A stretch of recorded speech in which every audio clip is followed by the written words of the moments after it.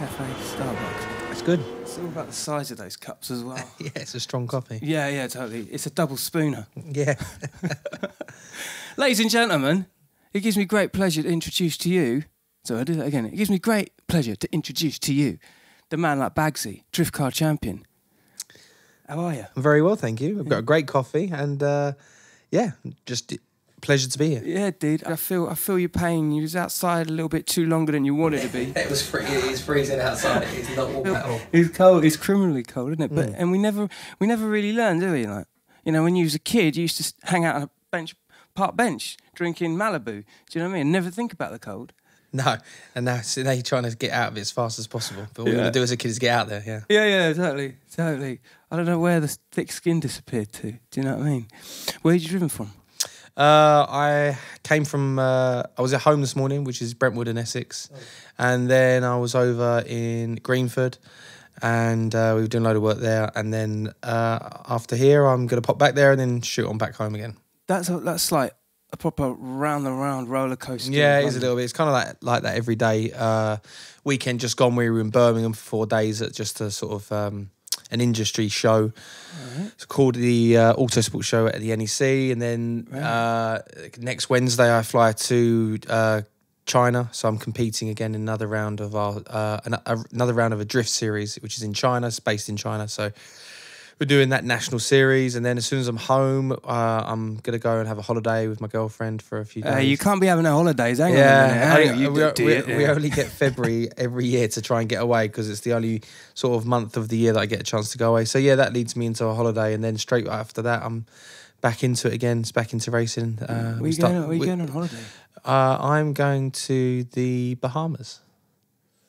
Because we have to go somewhere kind of that sounds exotic because it's the only place this time of year that's kind of hot. You can't really go to sort of Spain or Tenerife at the moment. It's no warmer than here. So New Forest, nothing like that. Not really, no, nothing warm about that. Which I would be very happy with. The amount of travelling I do, I'd just like to sit on the sofa and have like 7 Saturdays in a row because I never really get that Saturday. You know, there's no Saturday in my house where I get to sit back and just watch a load of rubbish on TV. I get you know, obviously we're busy every weekend, so it's nice to have that. So I'm going to have that, but you know, she wants a beach, so we're going to going somewhere very hot. Which girlfriend doesn't want a beach? Exactly. I've always had the problem with this. Yeah. And that is, well, I'm nearly single man now, which is totally fine with me. The arguments we used to have were things like, I like Disneyland, I like adrenaline rides, nice. I like, you know what I mean? I like candy floss and, you know, big stars and stripes, you know what I mean? And then she would be the beach. And I have this real problem with the impatience of just like wanting to just do something, you know what I mean? Terrible. Terrible.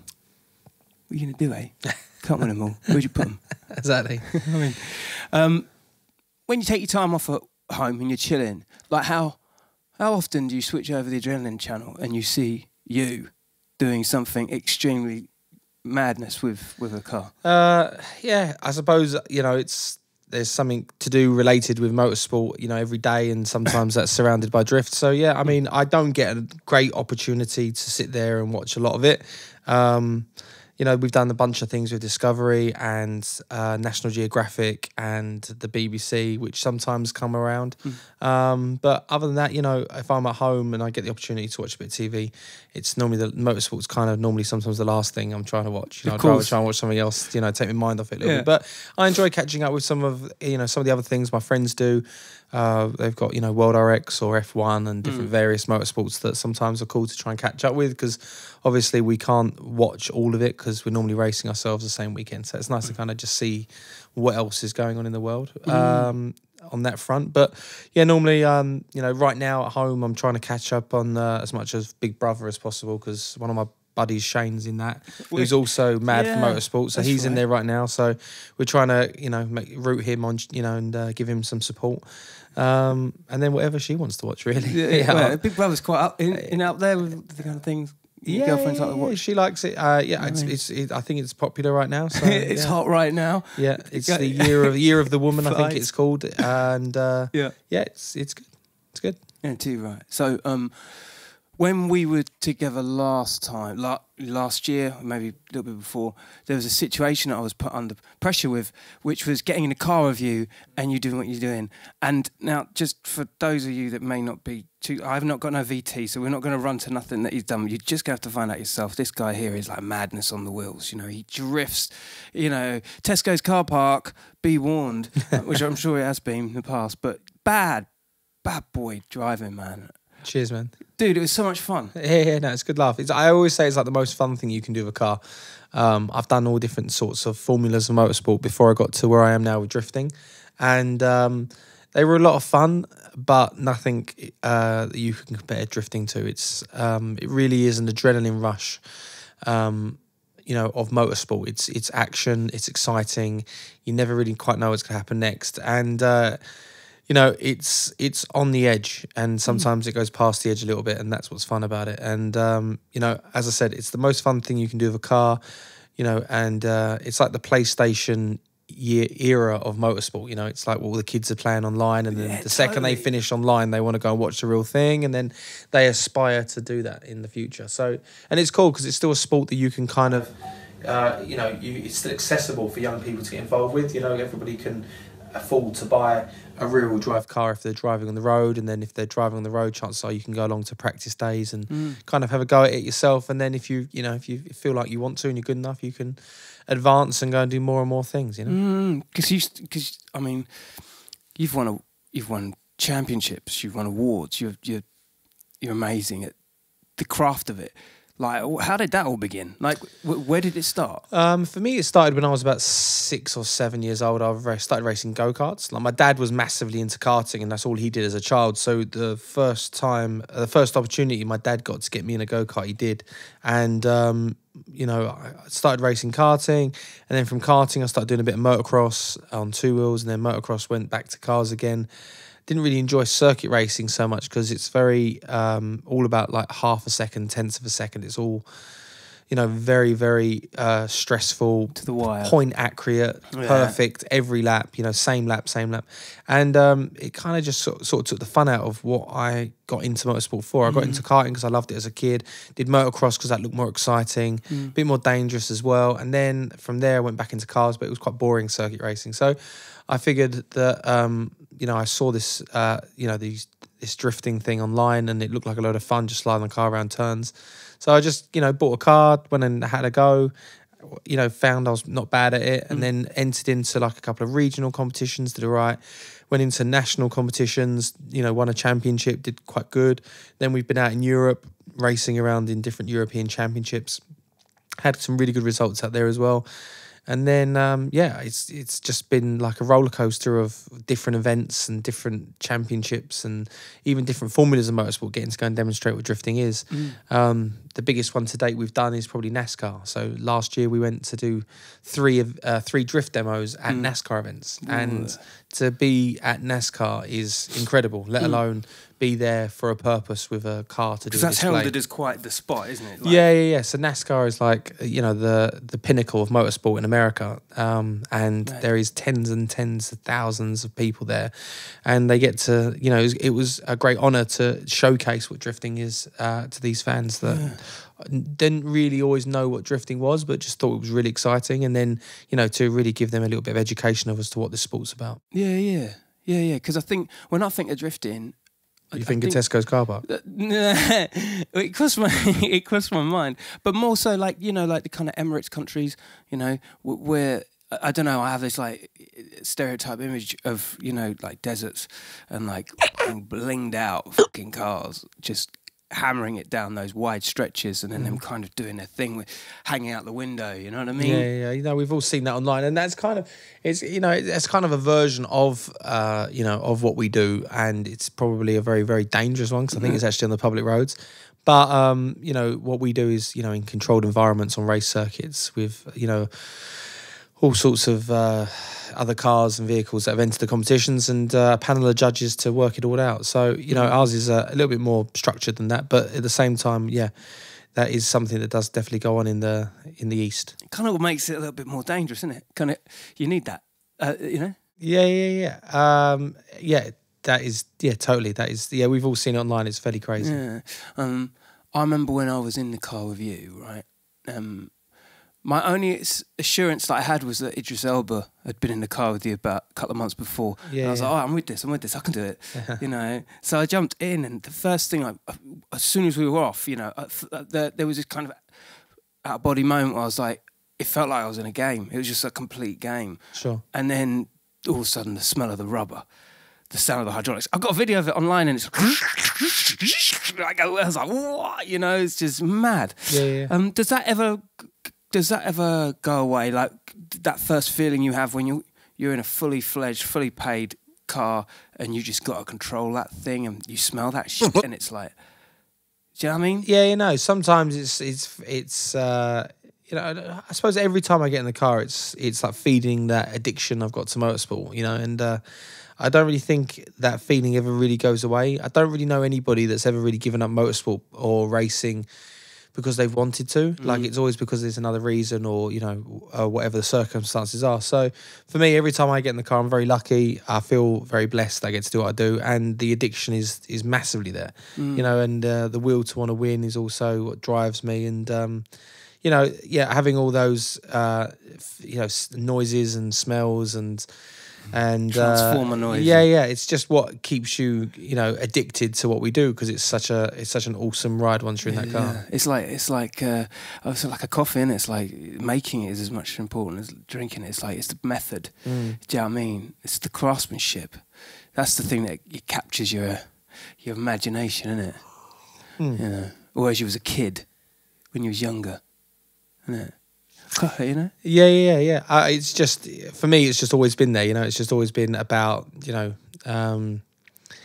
it's just always been about doing something that, you know, really pushes you and you know, gets your adrenaline going, and that's what I found drifting to do, and that's what keeps me so excited about it. What's the one thing I noticed about the car? I mean, it's not a conventional car. Like, there is a lot going on, but the shell of it, is that carbon fibre or something? A lot of it's carbon, some of it's fiberglass. We replace a lot of the panels on the car to keep it light. So, you know, we want to try and get as much weight out of the car as possible, adding as much power as well. And yeah, the car is as light as it can be, really. With all the panels are either made out of fiberglass or carbon, or a little bit of both, in fact. And when you're purchasing your wheels, like, what kind of wheels are for drifting? I mean, drifting is a lot about how the car looks as well as how the car handles. I see. So we try and pick, like, obviously good-looking wheels, but that are very lightweight.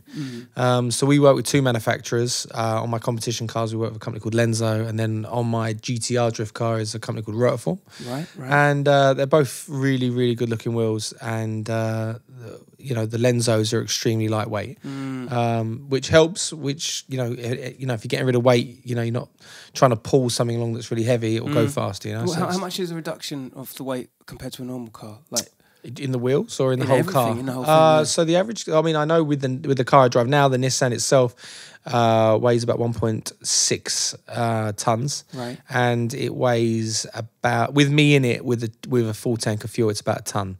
So we've lost just over half its weight. What? Yeah. No wonder you. Sorry, lost just under half its weight.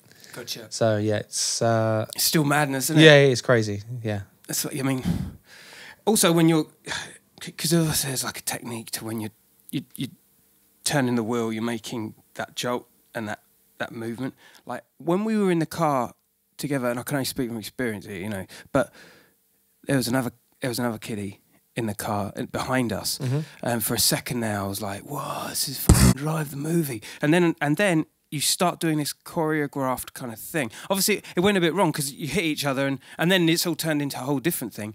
But like, how'd you do the synchronicity thing? How'd you do that? Well, that's just coordinating with another car. So, you know, just keeping an eye on what he's doing and knowing what I'm going to do. And I quickly work out how much space we've got, and I kind of anticipate who I'm driving with.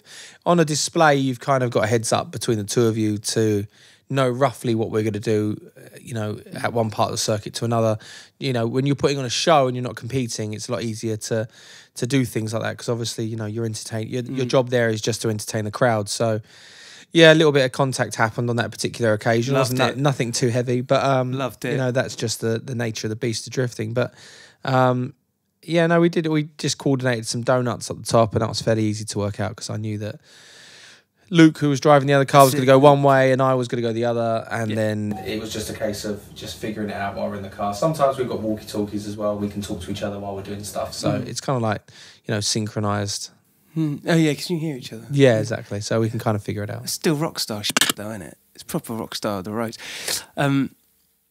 Yeah. Do you ever like have these moments where I don't know, you're practicing somewhere and you guys just like knock something out of the park and you're like, fucking, we have to remember that. Yeah. And then you forget it.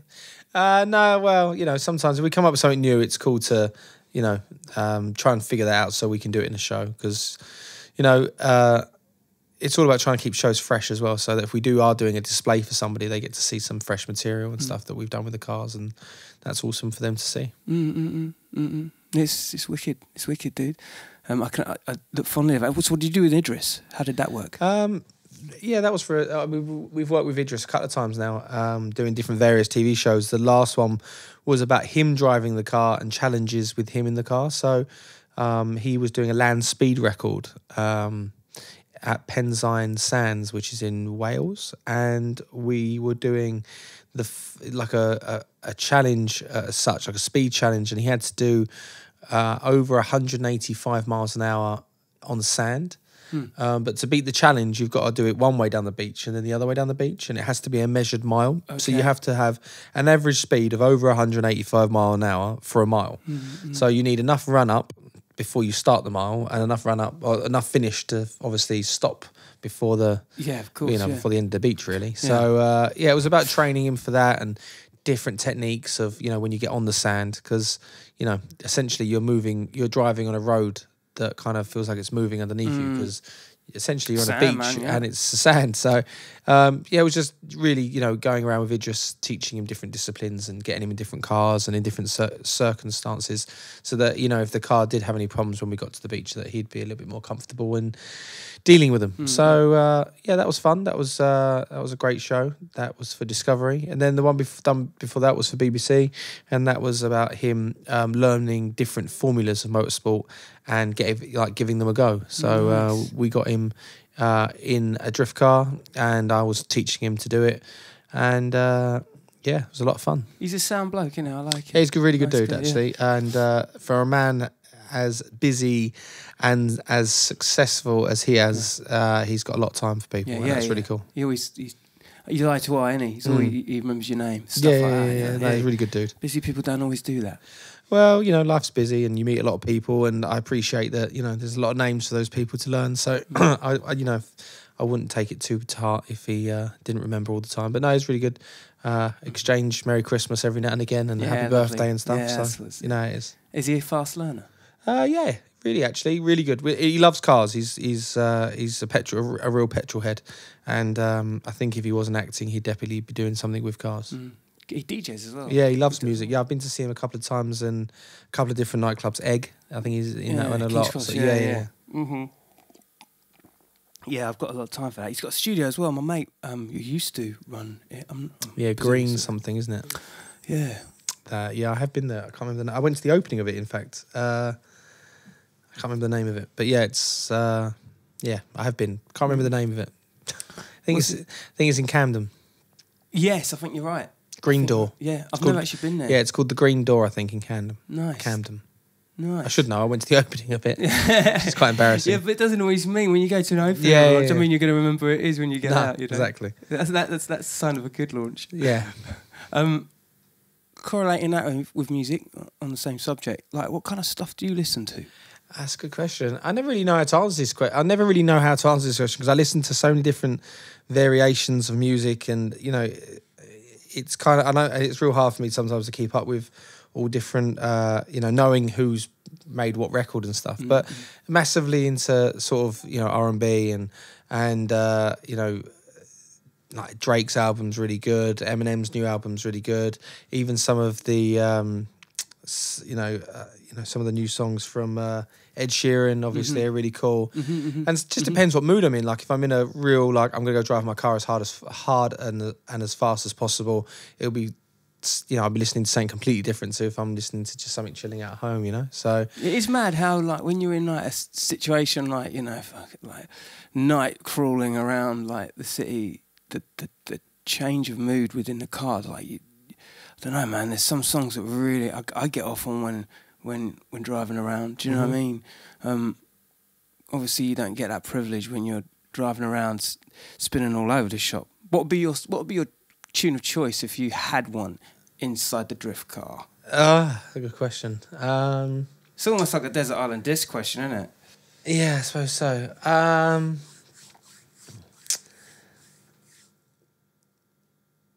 I've got him. I've got him. I don't know. I've never really asked that question actually. I haven't listened to music before when I've been on the start lines and stuff. But I can't. I've got some songs on my phone that sometimes I listen to, but I can't think of what they're called now. Killa in it. I bloody knew it. Brain's gone completely blank. Bloody knew it. But just some of the stuff that, as I said, was on Eminem's new album that's really cool. But even like his early stuff, like his real early stuff, was always something that I really Some of the early stuff was really good. Shit. Yeah. You know? There's one song I'm desperately trying to think of the name of it, but I can't remember for the life of me what it's called. It'll come back to me, and I'll remember in a minute. Did you just chuck it in the comments section? Yeah, just, you know. For sure. So this year, Gymkhanas? Yeah, so they haven't announced where that's going to be yet. The last one was only a few months ago, and it was in South Africa, Johannesburg. Yeah, I was well jealous. You lot still going out there. That was cool. And I've got a feeling it might be, out there again from what I'm hearing, but it's not confirmed. But yeah, it looks like it'll probably be back over there again. So fingers crossed, and it'll probably be similar sort of time as well. So yeah, next year November. Nice, it's going to be sweet. I had DJ Maya, the French DJ that comes out and does a lot of the GTs and the RX events, and he was literally just saying, I'm just like backed up. But I guess as a DJ, it's like you've just got to be there at every kind of event. You know, with what you do, you don't do every event, do you? You kind of mix between countries that you do and you don't do. Well, when it's coming to World RX, we don't do every single World RX event because we're only there to kind of do like a demo as such, because we're the drift cars. So we come and we turn up and we put on like a display for the World RX fans. So we can't go to every single one because our calendars are fairly booked up with like the championships we compete in. So we go to as many as we can if there's availability in the calendar, or if the track doesn't have space or does have space, depending. So different circuits. I've done a few. We've been to various different World RXs over the year and different various ones, and yeah, they've been really good. How's Lydden Hill for you as a track? Yeah, well, it's my local circuit. That's in Kent, by the way. I got a lot of love for that track. A friend of mine, him and his dad actually own the circuit, so it's it's a really good place. Feels like home for us because it's the most local race circuit for me that I love. Liam, right? So, yeah. He's a don, man. I love Liam. Big up Liam. And yeah, drifting's there. It's busy. Got they haven't got World RX anymore. This year it goes to Silverstone, but they have got. Does it? Yeah. This year it goes to Silverstone, but they've got British RX there as well, so that's good to go and watch. Yeah, man. Normally on the bank holiday weekends. Have you ever been to any of the motorbike ones? Any of the GTs? Any of those events? I've been to British Superbikes, BT. I've been to British Touring Cars, British. Various different events.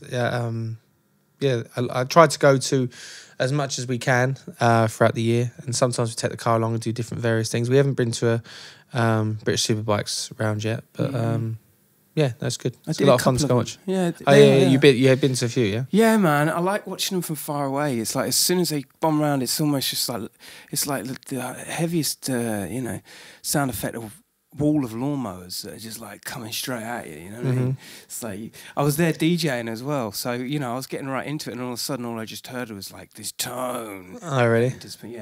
Completely ruined the mix. But it's all right. No one's really there. No one's as important as the bikes, is it? No, of course. But yeah, it's good fun, man. I mean, cool. Yeah, dude. Well, it's been fucking awesome hangs. No worries, man. Yeah. No worries. Appreciate you having me out. No worries. Dude, it's been awesome. The man like Baggsy, world champion. You know how we roll. We're only dealing with champions on this channel. All right. Stay lucky. Peace. Peace.